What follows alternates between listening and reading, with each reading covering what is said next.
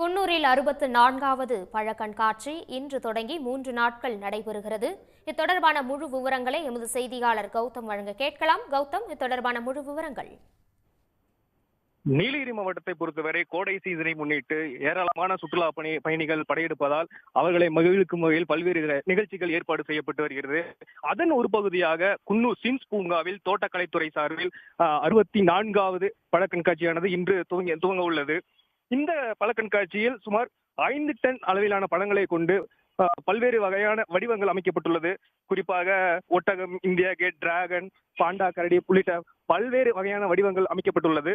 மேலும் பூங்காவின் நுழைவாயில் திராட்சை படங்களால் செய்யப்பட்ட பிரம்மாண்ட கொரில்லா உள்ளிட்ட வடிவமைப்பு வைக்கப்பட்டுள்ளது. இந்த பழ கண்காட்சியை மாவட்ட ஆட்சியர் இன்னும் சற்று நேரத்தில் திறந்து வைக்க உள்ளார். உடனுக்குடன் செய்திகளை தெரிந்து கொள்ள சன் நியூஸ் பெல் ஐகானை கிளிக் பண்ணுங்க.